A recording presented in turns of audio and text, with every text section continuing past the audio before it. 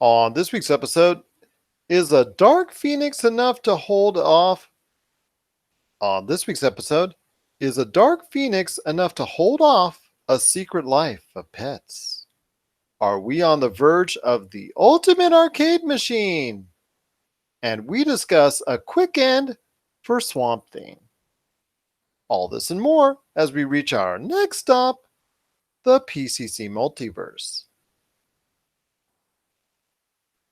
And we're back with another episode of the PCC Multiverse. My name is Gerald Glasser for Pop Culture Cosmos and Game Source. We truly appreciate everyone out there listening to all of our great programs. But it wouldn't be a PCC Multiverse without my good friend. He is our PlayStation fanboy of Humanica Media. You gotta check out everything that's going on today at humanicamedia.com, Humanica Media on Facebook, YouTube, Instagram, and so much more. And I'm gonna get a lot more here in a sec. It is my good friend, hopefully who still be my good friend after this conversation. It is Josh Peterson. Did you like my trolling from the Licensing Expo 2019? No, that was good. That was good. But any conversation we have from this point forward, it's going to be overpriced, and then it's going to melt on the inside after we talk for a long time. Well, just don't say that to our good friend Douglas Hoibu of Retro City Games. He is very much a PlayStation fan. Clearly, I would like to discuss this further with Doug at some point. Well, we're going to have like some point in time. We got to get you two together, hopefully, so you guys can have like a first take type deal, like ESPN does have, the back and forth, tit for tat type deal with PlayStation versus Xbox, and we'll go from there. So it sounds like something that we got to go ahead and set up. Maybe even do it just like a live simulcast type thing. Just looking forward to it indeed. And the reason why I'm saying that is because if you saw Josh's comments on Facebook in regards to PlayStation fandom, you'll know what I mean. It's the PlayStation 3, man. More specifically, PlayStation 3, PlayStation Now is hot garbage. Okay. But what about the PlayStation 4? I like the PlayStation 4. I have a PlayStation 4. Love God of War, love Last of Us, love the franchises. It's PlayStation Now is a sorry excuse for backwards compatibility, crazy expensive, and they kick you off if you're paused for longer than 5 minutes. Okay, well, that's I told you mine I had for a long time, but be that as it may, I've been known for years as someone who is very negative on Nintendo for many reasons, but with the Nintendo Switch, I think they've done so many things right. Still need to get the online arena going a little bit stronger, but you know what? They are heading in the right direction, so I'll give them their props. I've been reluctant to do so after the debacle known as the Wii U, and yes, it did sell a lot with the Wii, but you know what? Like I said, that's another story for another day. I still think the Xbox One S is still the best value in video games, but the PlayStation 4 is not too far behind. But you and I have got to get together with Douglas Hoibu to go ahead and discuss this on another day. It would just be awesome to see you go back and forth. But it is going to be a great episode we have for you indeed. We've got Salvador Villa previewing Salvador Villa from Mario Party Wars. He's going to preview Nintendo coming up at E3 2019. What's going to go on with Nintendo's decisions as far as what they're going to announce? Maybe one, maybe two new consoles. What's going on with Sword and Shield for Pokemon? There was a release date announced as well, and some other great things announced for it as far as features and legendaries. We're going to talk about that, plus some other games we're looking forward to that may be ported onto the Switch coming up here in just a few minutes. Plus, also as well, we're going to have Janice Ross from At Games. She is the business Janice Ross in charge of business development at Games. She's going to talk to me about the Legends Ultimate, the connected arcade from. We had a conversation at the Licensing Expo 2019. She's going to talk about At Games Legends Ultimate, the connected arcade coming up here in a little bit as well. The system that's going to, there's a lot of anticipation to it. The home arcade marketplace is all just going to be up in an uproar when that comes out, because there's a lot of things that it can do, a lot of things that are looking, a lot of people are looking forward to it, all the capabilities. Not only do I talk to you about a lot of those capabilities, but stay tuned on the back end of that conversation because Josh and I are going to go over some of the things that were told to me off camera as well about the Legends Ultimate system from At Games. But first, my friend, there's going to be a lot to talk about when it comes to this weekend at the box office. It's a very interesting weekend at the box office. In fact, I have a gentleman's bet going for $1 with my good friend Tom Dwyer of the Big Daddy Road Show. I was on his show the other night, and he and I had a little gentleman's bet that as far as who would come out on top this weekend domestically at the box office, he was leaning towards Dark Phoenix. Excuse me. He was leaning towards X-Men Dark Phoenix. I was leaning towards Secret Life of Pets 2. And with the reviews that came out with X-Men Dark Phoenix and the not so great love that they're getting from Disney right now, because it looks like by all intended purposes that Marvel will be going ahead and revamping the entire franchise and as far as integrating them in some form or fashion down the road with different actors at some point in the Marvel Cinematic Universe. It looks like that X-Men Dark Phoenix is a dead movie walking. Yeah, it's actually getting really horrible reviews. I've been reading some of them. Like, I personally, I don't have any interest in seeing it right now. I mean, I do wanna see it, but I probably won't watch it till it comes out. It's not something I'm running to the movie theaters to watch, but it is getting like, from what I understand, it's they have once again butchered the Phoenix Saga and X-Men. But let me ask you this, though, as someone who I know is familiar with it, because me personally, as a comic book fan, it's not something that I'm interested in because it's something that spans so many comic books, and it's going to be hard to shove it all into like a three, you know, 2 or 3 hour movie. But as someone who is more of a casual fan of the X-Men, how do you feel about the Phoenix Saga? Do you think it's ground that's been tread too many times, or do you think there's better stories that could have been told, or how do you feel about it? Because this story was told, I believe, in X10, X2, X-Men United. Is that correct? Yeah, that one that Brett Ratner destroyed. Yes, exactly. So that is considered one of the worst, if not the worst, in the X Men saga.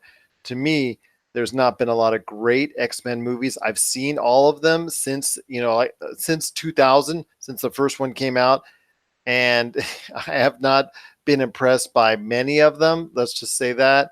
I have seen all of them, not liked much of them, and this one does not look like, from all that we've heard and seen as far as reviews are concerned, looks like it's going to impress anyone out there. I think, like I said before, it is a dead movie walking. The hopes for long term, there's nothing there as far as the series is concerned. As far as what people are familiar with the Fox series that you're seeing now, I think this is the end of the line for those actors and for those characters as far as the development of those that we become familiar with over the course of the years. And as far as the Jean Grey Dark Phoenix storyline, yeah, it looks like it just looks like that at this point in time that they messed up big time once again. And you do know that they did change the ending, right? Because it was very similar to Captain Marvel. Oh no, I did not know that. I didn't read up on that. Yeah, that was the reason for the delay in the first place. Oh, okay, that makes sense. But they still didn't do it right, it looks like. Well, and here's the thing, and just, broad scoping this movie is the fact that they just introduced Jean Grey in the last X-Men that came out, which was Apocalypse, if I remember correctly. And they didn't really give her time to be Jean Grey. Like, they didn't develop Jean Grey, but instead of doing that, they decided to jump right into the Phoenix, and that's just not it's not the best way to do that, because in order to understand why the Phoenix is such a tragic character, you have to understand why Jean Grey herself is such a tragic character, and they didn't. It sounds like they kind of bulldozed all that. Looks like they did as well. And I think it's going to come out to a lukewarm fan reception. And I think at this point, people are fatigued of the X-Men series. That has just been that series that's gone on. They put out another one and put out another one and put out another one. Every now and again, they get one that surprises us, like Wolverine, as far as Old Man Wolverine movie. Then you had also X-Men Days of Future Past, which kind of surprised people. but then you put out another mediocre movie after another mediocre movie after another mediocre X-Men movie, and just there's a lot of apathy for it. I know Logan did very well, and I know a lot of people were happy with that, and I enjoyed it, and I know you enjoyed it as well. But for every success that they've had like two or three failures around it. X-Men Apocalypse was just, I don't know, was barely worth even our time to Yeah. even watch it, and that is on the lower echelon of movies as well in the X-Men series.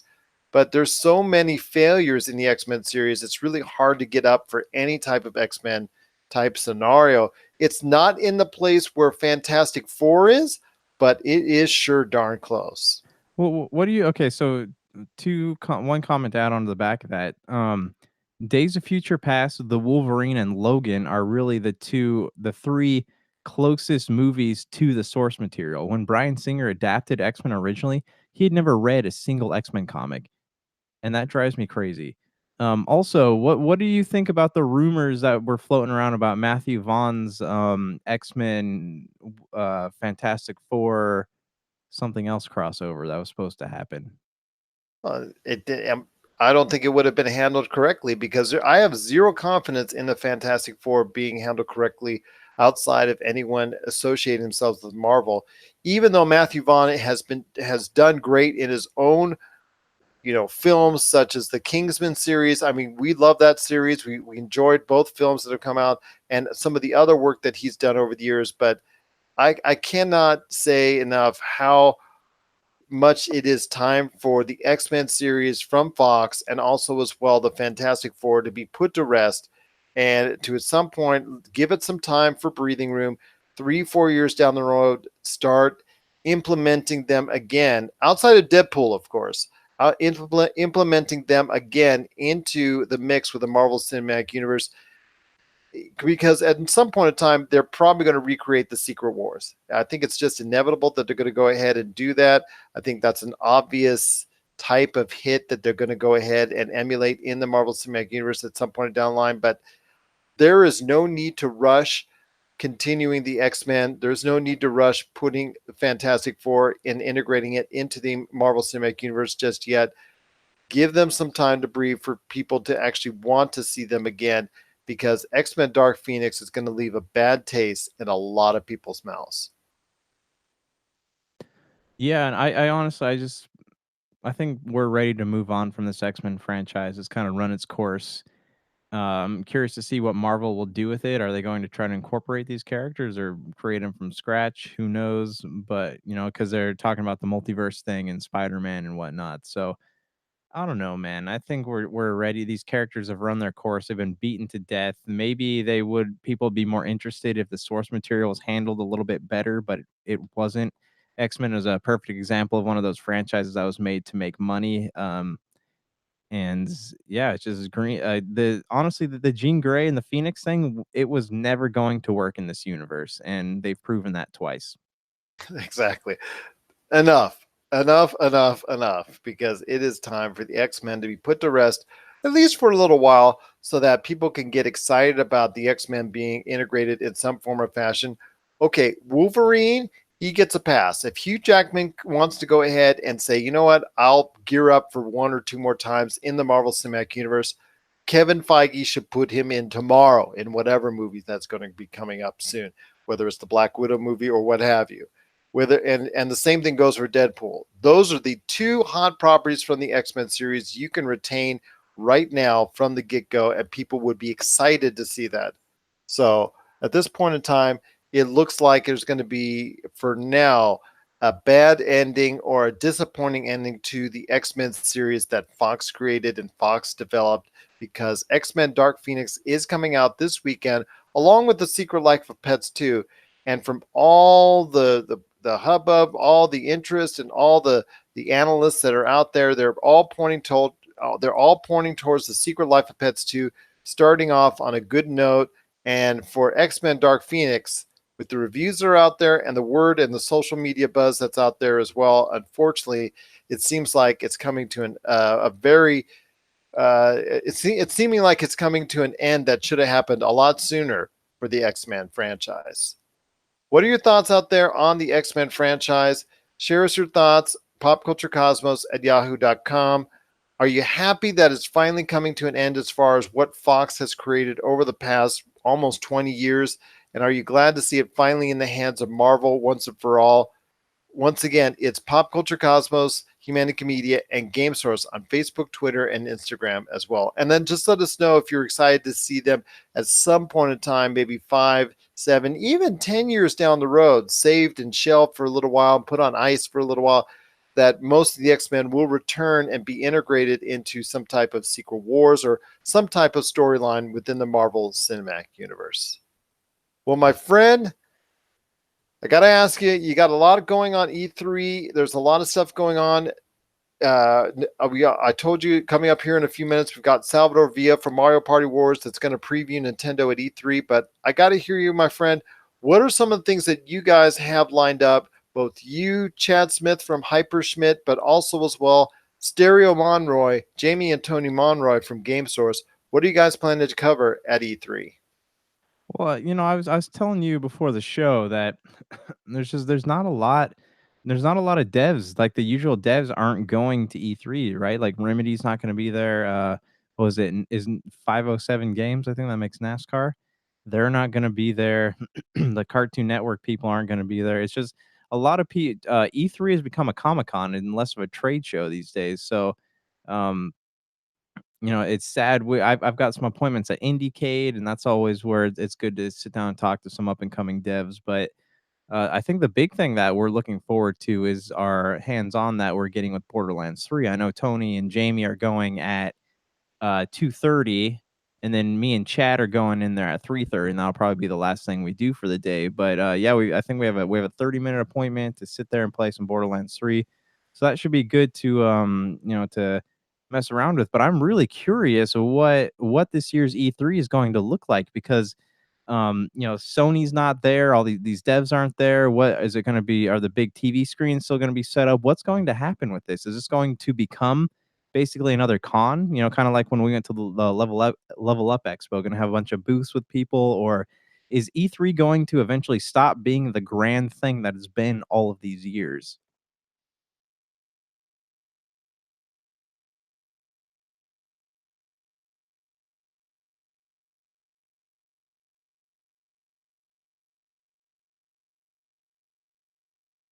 Sorry about that. Somebody's playing an ad in my ears. Anyways, you're right. There is a very, very tenuous time. It's a very tenuous time for E3 right now. Is it going to stay the premier event in the video game marketplace, or is it destined to become just another show? We're going to have to wait and see, but definitely everything that's going on in 2019 might point towards one way or the other. I hope it doesn't because you know my love for E3. You know my interest in E3 has always been there. I've always argued and to a point with people as far as the importance of E3 and how it should be for the marketplace because the regular not only the video games journalists, not only video game journalists and the video game media out there cover it, but also the general media, CNN, New York Times, MSNBC, all these other business channels that don't normally cover the world of gaming. They also get tidbits from the world of gaming and E3 2019 because they want to know the latest news. They want to see all the press conferences. In fact, as we're airing this, we've already heard the first conference that's come out from Google Stadia.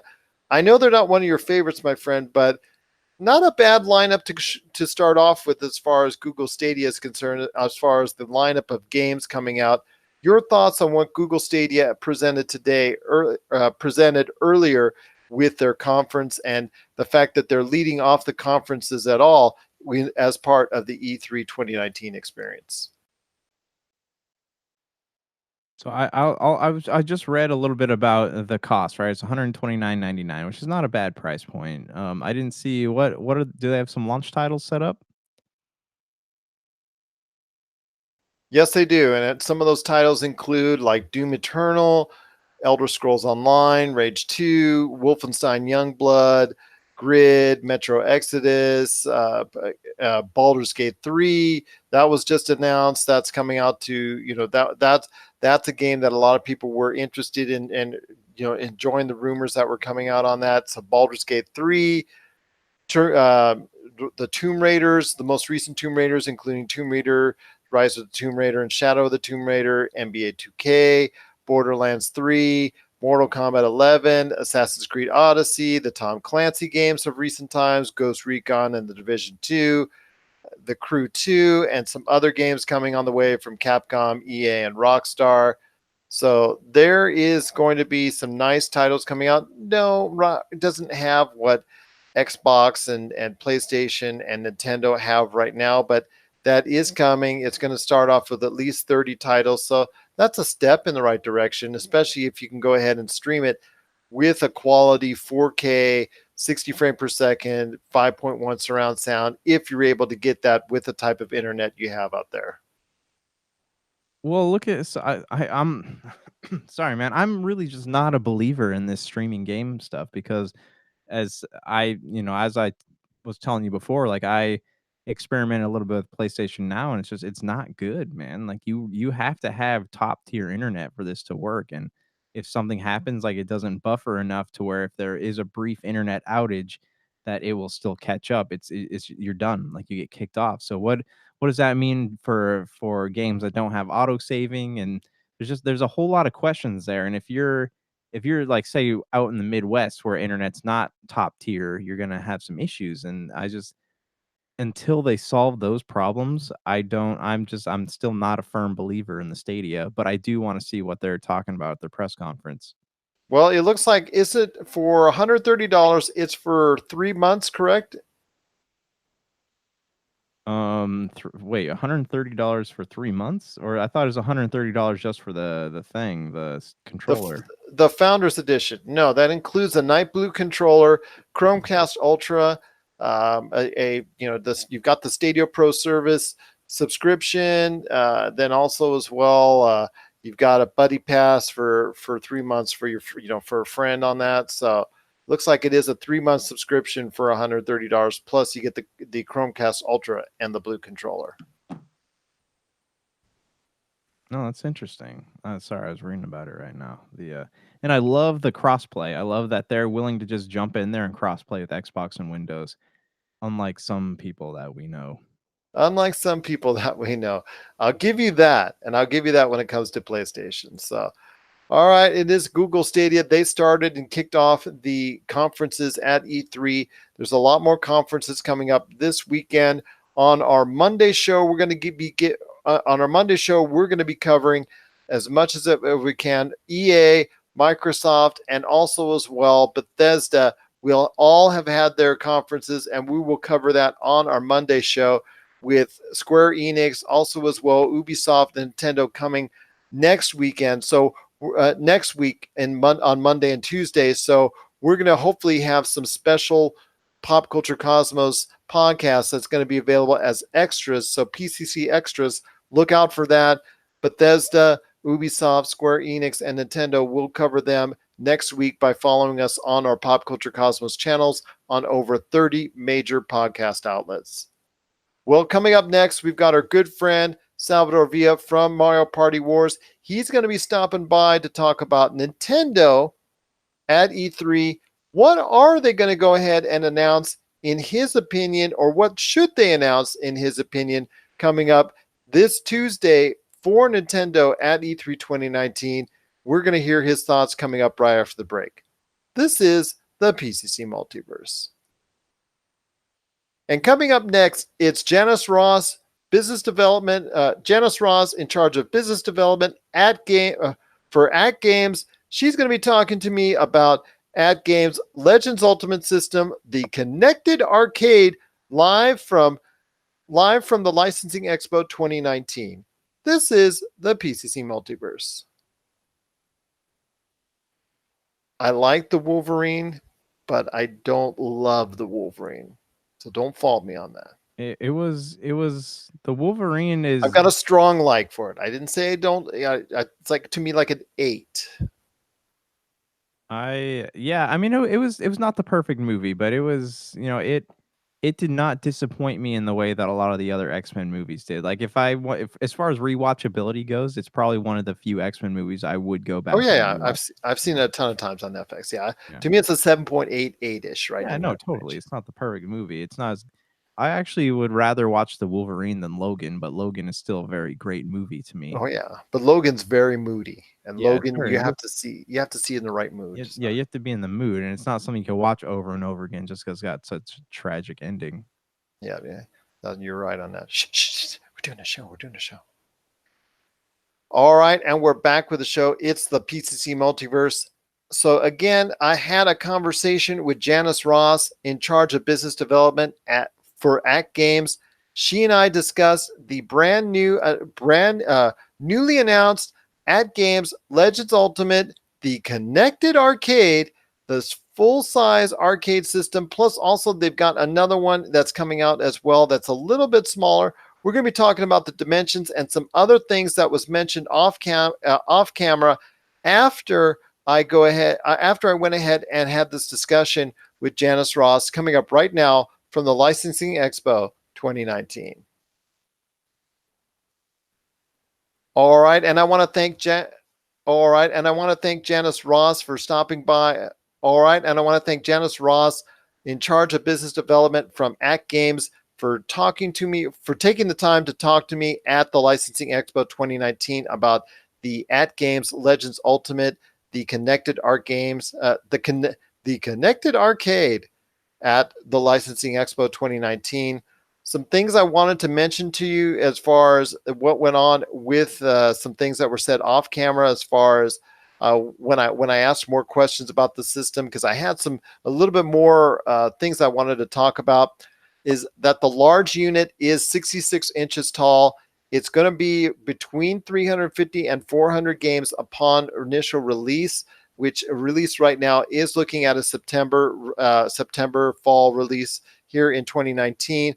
Pre-orders are available as of July, so sometime in July they're going to be set. Sometime in July, if you head on over to actgames.net, you're going to be going ahead. You can go ahead and pre-order one in the month of July for the large unit at 66 inches. Plus, also as well, they've got a smaller unit that's retailing or MSRP at $399. That one is 46 inches tall. That one is going to be, I think, around 200 games that they were talking about for that one. There are certain publishers that are not going to have initially upon release for the 200 games one, the smaller one, that they will have in the larger one. So just want to let you know, be aware of what games that are being released, and hopefully we can give you a larger list of which games are going to be on which units. Hopefully they'll provide us with more detailed information on that. For the 200 game system, the deck and controllers will be different than the 350 games, or the large. It will be different than the larger unit. So the smaller unit will not have as many controls, i.e., the spinners or the trackball. There is a 16 by 9 screen on the larger unit. Some assembly is required. The monitor and the deck is all still built together, so that part you don't have to. You're putting basically the sides and screwing them in, and the lower base and screwing that in. And pretty much I was shown on on a demonstration video I was shown, it took about 5 to 10 minutes, depending on if you have one or two people doing it. It looked somewhat easy.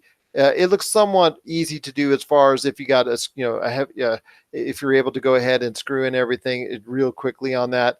Then also as well, the features that are on it, I wanted to go ahead and mention, they've got modes right there, including the featured area for some of the games that they're featuring right there, the arcade games, the console games, and then also as well the bring your own games, the BYOG games. That is your games that you import over from places like Steam. They are going to go ahead and try and get Good Old Games, aka GOG, and also as well the Epic Game Store. Hopefully they can make a deal with those two companies to get those games imported, so you can play off that as well. And they also have an Arcade Net connectivity ports that's going to be based right there. If you see our video, as far as what we're going to be showing, as far as right on the deck there, with alternating HDMI and USB connections. So if you want to connect connectors, or if you want to connect like Josh has with his at Games Blast, or if you want to connect a console to it so you can play it off the arcade 16 by 9 screen, you can do that as well. Remember that the unit is a Bluetooth, so it will be constantly getting free updates as far as system software updates, possibly even games that are free. That part they were kind of a little bit vague on at Games. They did say, however, that there will be paid games available that will be available. You could just paid games that will be available that you can download for as titles come out. So I would expect most of the games that are made available to be additional DLC if you're interested in. And they also mentioned, that pretty much covers what I was talking to them about. I was talking about them. What I was talking to them about at the Licensing Expo 2019. Again, I appreciate their time. And one more thing, the sides and the covers, as far as the window dressing and all the laminates and all the actual design of the unit, as far as on the outside, that was a generic design that was easily peel off and things of that nature. So it may have been there for demonstration, but that is close to the final art for the unit, which is in itself is almost in its final, which is almost pretty much in the final unit they're going to go ahead with. I know Josh is going to be seeing more at E3 2019, so I'm looking forward to hearing his thoughts on it, as well as him and I talking about our time that we spent playing it, because I spent some time playing it and I've got some thoughts on it. I know, Josh, I want you to get you and Tony and Jamie and Chad on it. I want you guys to get together and spend some time on it so I can hear your thoughts on how the feeling of the actual controller and if it recreates that arcade experience like they're promising and promoting on it as well. Yeah, I'm excited to play. I mean, I know Jamie, our good friend Jamie, likes to build things PC wise. So I'm just I want to have this conversation with him about, after we play it, like, what if he had his own set, what would he do to it? How would he mod it? What games would he throw on there? What kind of emulators would he be using?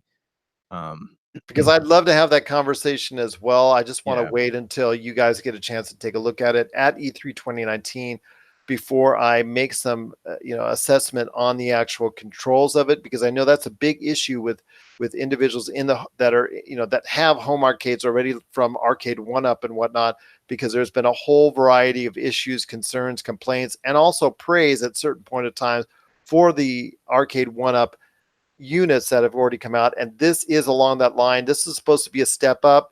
And again, I'm going to hopefully hear from you guys as far as your feedback on that. And then what are some of the things that you'd like to do as far as modifications on it as well?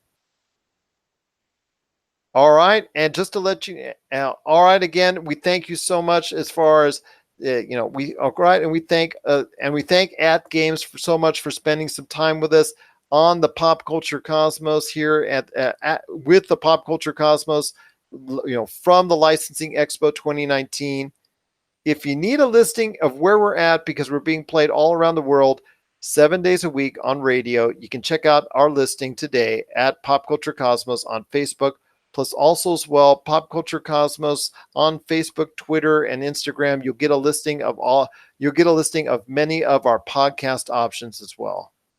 My friend, you've got a great thing going on with Humanica Media, so share the goods. What's going on with Humanica Media? Oh, well, it's been a couple of weeks. We finally put up a new episode of Topicocalypse. Everyone got kind of busy, but we're talking about historical figures. Who do we talk to? Are they worth all the fuss that history makes them? History, are they the people history makes them out to be? Or are they different? Just we go into detail about who we like to sit down and grab a beer with, just and chat. Just who's someone that we would want to have a good conversation with. Who would we walk down Conversation Street with? And it's pretty good. It's not like there's some good ones in there, and so it's not things that I would normally think about. So it's actually, I think that is a pretty good episode. But you can check it out now on Podbean, iTunes, and all the usual places. And that's again Topicocalypse that's available on Podbean and so many other different Podbean and so many other podcast and Podbean, and over 20 other podcast outlets. My friend, I want to tell you as well, it was great being at the Licensing Expo 2019. I have never seen a more colorful floor than the Licensing Expo 2019 because every children's character seemingly were there, as far as everybody trying to get on some type of material, and then also the people who develop these materials that you put the licensing on. Let's say, for instance, like Shepard getting hit, Shepard from Mass Effect behind me, him going on a T-shirt. The companies would be there to go ahead and represent Shepard, and then also as well the companies that made the stuff would be there trying to get BioWare or EA to go ahead and put Shepard on the T-shirt. So you saw this interesting mix of people that are responsible for these companies that are trying to get their products on, trying to get their licenses on these products, plus also the people who make these products trying to get even more licenses on their products so that they can sell more units to people out there. So it's very interesting, very colorful. One moment I'm standing next to the Iron Throne for Warner Media and HBO and all that. The next minute I'm going ahead and getting a Minion T-shirt at Universal. The next minute I'm walking by Pokemon, and then the next minute I'm going by Universal and Godzilla. So it's a very interesting mix of all these different media, video games, all these different type of companies, and all trying to make deals as far as where they can go ahead and put their licenses. Sony was there, one side of it, they're pushing all their movies. The other side of it, they're trying to push the PlayStation and get all their characters on different things out there. So it was a very interesting mix at the Licensing Expo 2019. I truly enjoyed my time talking to everybody at Act Games, and also as well everybody there at the Licensing Expo 2019.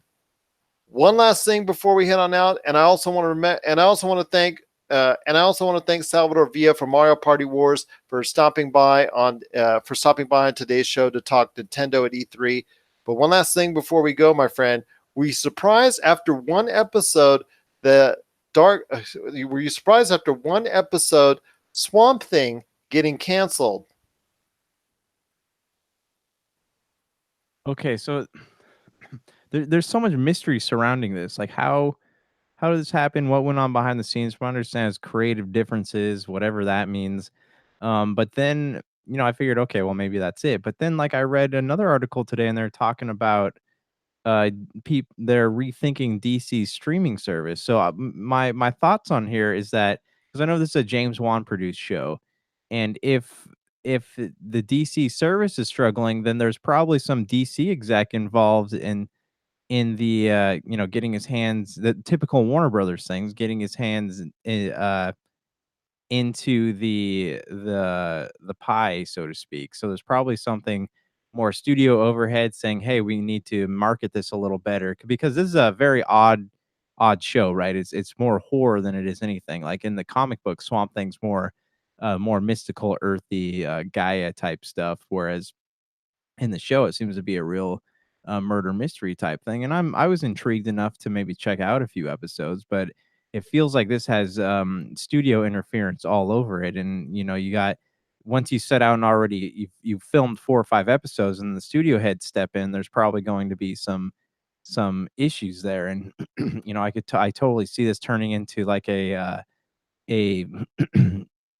sorry, turning into like one of those Josh Trank situations on Fantastic Four, right, where the studio interferes, or David Fincher in Alien 3, and it just kind of doesn't end up being a great process for anybody. But I'm still intrigued enough to watch the show, at least what's out there. But if these streaming service shows are struggling this much like Swamp Thing is, what what kind of future does that make you put a lot of faith in what's to come? I will say that I agree with you that it does sound like there's a bigger issue with some of these streaming services and the DC streaming service. Something that you and we had a little bit of a question on why it existed, and a little bit understanding, and a little bit of confusion why it was going to go ahead and go through with it, because we felt that all these shows that they were producing would probably be better suited on different platforms. Doom Patrol, which a lot of people liked, I didn't like it as much as a lot of other people, but I know a lot of people had some great things to say about it. And that series just ended. Swamp Thing, I did see the first episode, and it was more horror genre related as far as that's concerned. And yeah, it is something that I think a lot of people were not going to be very much interested or following through. They are going to go ahead and air the rest of the episodes, I believe, of the season at this point in time. So it is going to be a lame duck season because the show's already been canceled. So I'm not sure if you want to go through it. I don't have any more incentive to go through it. I'm going to go ahead and check out other things like Chernobyl. Chernobyl. That series for me has been very good watching. The first four riveting episodes. There's been some great performances, especially by the two leads, and I'm excited to see the final episode of this Chernobyl series that's already out. I got to check it out and let you know what I think about it on the Monday episode. So I'm definitely interested to see what's going on to finish off Chernobyl. So I don't have any time to left over to go ahead and worry about what's going on a series that's already been canceled, like Swamp Thing.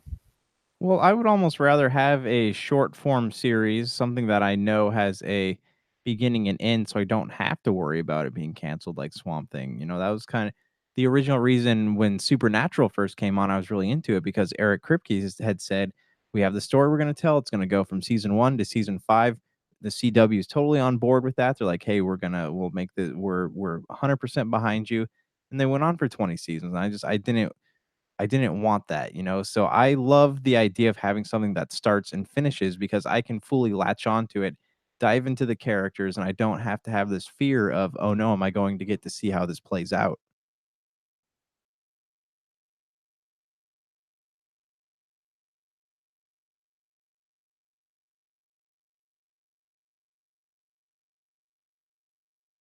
Sorry, more commercials.